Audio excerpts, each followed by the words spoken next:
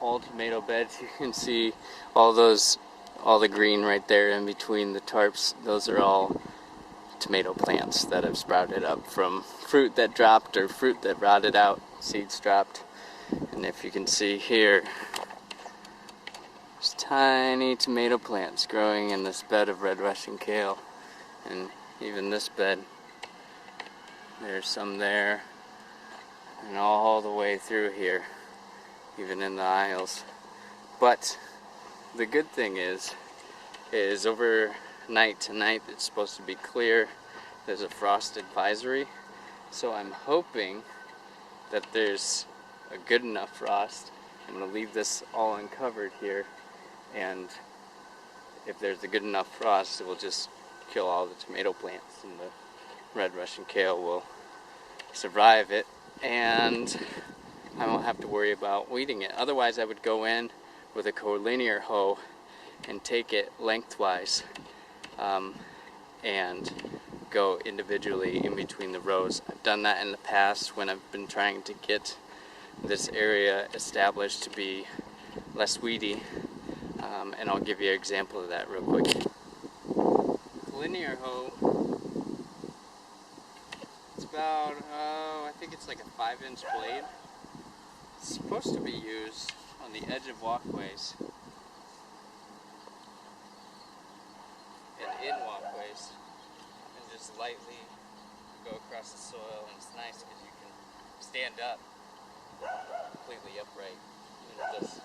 But it's only used for light weeding. You don't want to be chopping weeds with it. What you would and can use for chopping weeds, and also in the same manner that you would use the collinear hoe, is a wire weeder, which has a blade that looks like this. Hopefully you saw that. But you can use it in the same manner. It's a long-handled tool.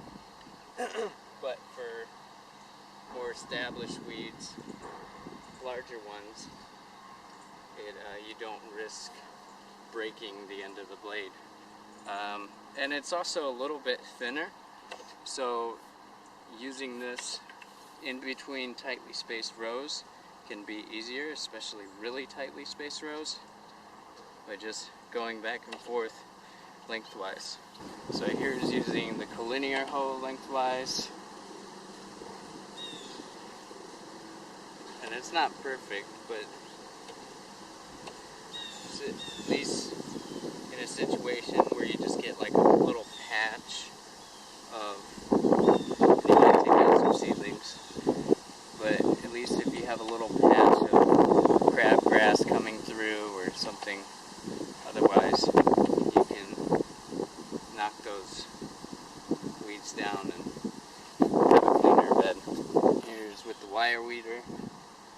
This one's very tightly spaced between these two rows.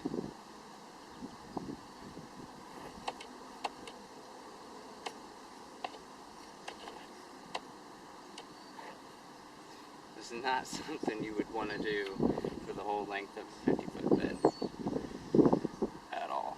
And that's why I'm not going to, and I'm just going to let the frost hopefully take care of it. Nevertheless, it is an option if you have a particularly weedy patch that you don't want to get out of control.